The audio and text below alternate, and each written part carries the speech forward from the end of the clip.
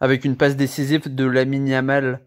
Ensuite, le but de Jong sur une bonne combinaison entre De Jong, Gundogan, Lewandowski. Et ensuite, on se prend 3 buts les uns après les autres. 3 buts avec 3 erreurs de Sergio Roberto. Le premier, c'est le marquage et la tête de Foyts. Ensuite, il se fait prendre dans son dos. Et le dernier se fait dribbler très facilement. Heureusement que les entrées ont fait du bien au Barça, notamment celle de Ferran Torres, qui a pu égaliser. Il s'est créé lui-même son occasion, il était très motivé. Par contre, j'ai pas trop aimé la rentrée de Ansu Fati. Le 4-3 est arrivé encore grâce à Lamine Yamal qui a fait un match monstrueux, qui a tiré sur le poteau. Lewandowski qui met un but tout fait, mais ça va lui faire du bien, je pense. Lamine Yamal a été vraiment très très monstrueux, titulaire à 16 ans. Et il a fait un poteau, il a fait une barre, il a fait une passe décisive. On peut même dire qu'il a fait 2 passes décisives si on compte le poteau qui a entraîné le but de Lewandowski. Donc c'est un jeune avec beaucoup d'avenir. Pas comme Ansu Fati qui était très égoïste lors de son entrée. J'ai bien aimé l'entrée de Fermin qui a apporté beaucoup de dynamisme au milieu de terrain. Il a notamment une bonne frappe de loin.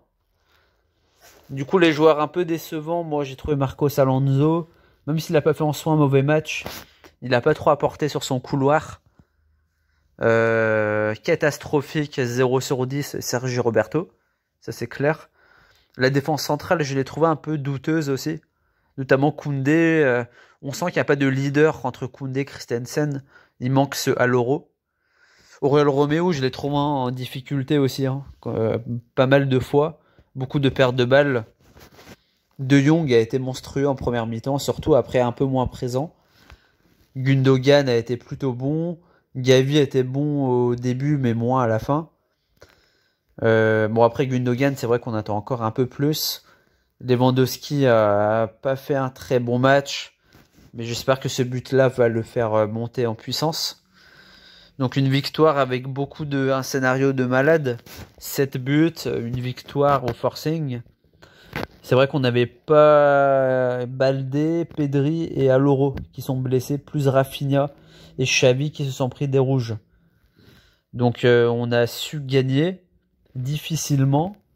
On a hâte que Cancelo signe définitivement au Barça pour que Roberto ne joue plus du tout ou alors joue vraiment au milieu de terrain, dans la rotation en dernière position, quoi. Donc maintenant, on a 7 points en 9 matchs, en 3 matchs.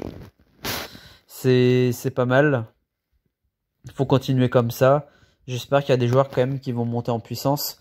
Mais en tout cas, on peut revenir de ce match. Vraiment, la mentalité, le fait que le Barça n'a pas abandonné.